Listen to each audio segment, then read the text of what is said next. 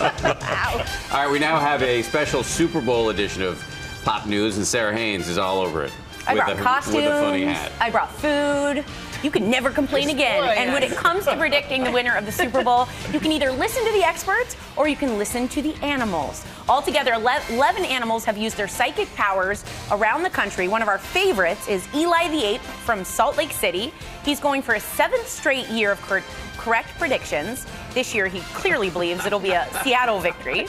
But in Tennessee... Wait, so if he knocks it over, that's good? Or? That's a good thing. Okay. I mean, that's who he thinks is going to win. And we can't forget the famous groundhog Chattanooga Chuck used his forecasting skills to predict the Broncos. Does he predict the end of winter, too, or just he's only... He's never gotten that right, but the Super Bowl's a different game. Yeah. But out of the whole list of 11 animals who've used their psychic powers, here's the final tally. That's 7 for dinner.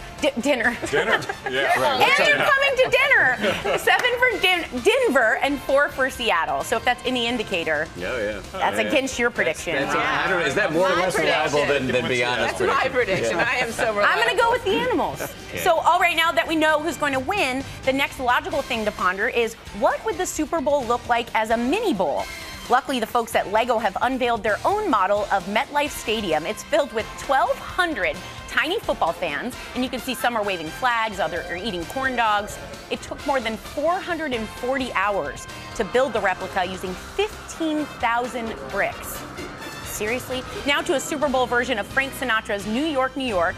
These first graders have become hometown heroes after the Seattle Seahawks posted their video on Facebook. I'm leaving today. Oh, I want to be a part of it. So cute. New York, New York. We're cueing our own kick line. Big props to the teachers who organized this video, Mrs. Stone and Mrs.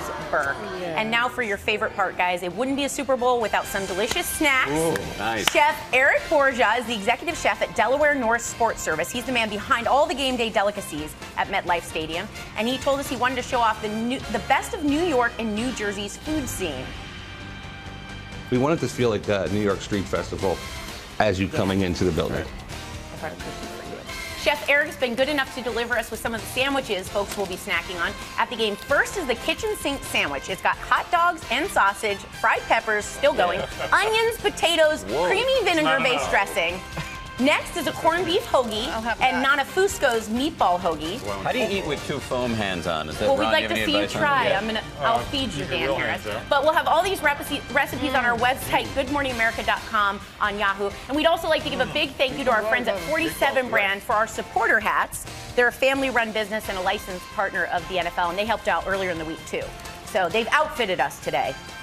How's that? And they fed us. We were really spoiled today this morning. I can't understand a word you're saying. I need the sugar. What is she talking about in the morning? If you keep Ron eating, he won't complain, so just feed him. You've outdone yourself this morning. Yeah, thank you, Sarah. That was a great Super Bowl pop news, and the food is excellent. We appreciate it. The hat was fetching.